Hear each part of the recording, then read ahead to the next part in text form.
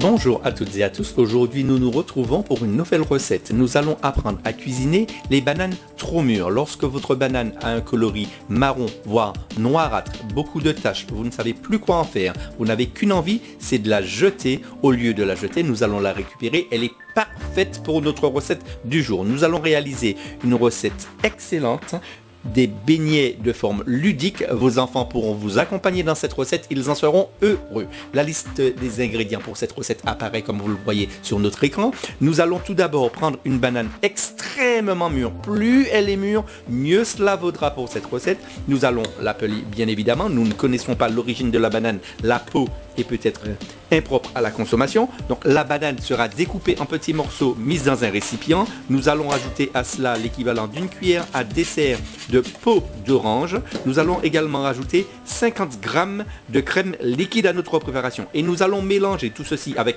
un mixeur plongeant ou alors avec un batteur, le batteur que vous utilisez pour vos œufs tout simplement. Il faut battre suffisamment longtemps. J'ai battu pendant 4 minutes pour pouvoir obtenir une grande quantité de bulles. Il faut que l'ensemble soit complètement mousseux. Par la suite, je vais rajouter 100 g de farine dans ma préparation mousseuse. Par contre, la farine sera mélangée avec une maryse impérativement et de manière lente et de manière régulière, sans gros à-coups. Une fois que ceci est réalisé, je vais mettre ma pâte qui a l'allure d'une pâte à gâteau dans une poche à douille. Si vous n'avez pas de poche à douille, pas de souci, vous pouvez très bien utiliser un sac congélation, un sachet congélation, un sachet qualité alimentaire en tout cas. Vous remplissez, ensuite vous découpez l'extrémité de votre sachet ou de votre poche à douille à environ 1 cm, pas moins parce que votre recette ne ressemblera pas à la nôtre.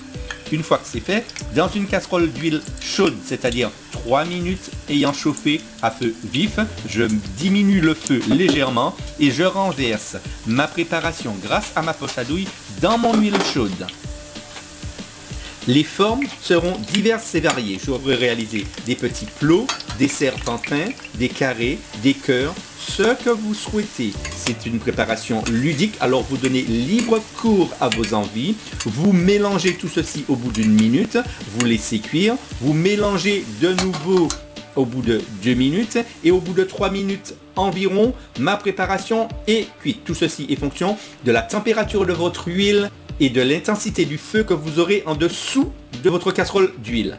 Je peux parsemer soit du sucre glace par-dessus l'ensemble, nous allons nous régaler, soit du chocolat. Vous mélangez ce que vous souhaitez à la préparation finale et vous vous régalez, grands et petits. Je vous invite à liker la vidéo, partager la recette avec le plus grand nombre. Les nouveaux visiteurs devront s'abonner à notre chaîne. Pensez à activer la cloche pour recevoir notre prochaine mise en ligne et je vous dis à très bientôt dans notre prochaine recette.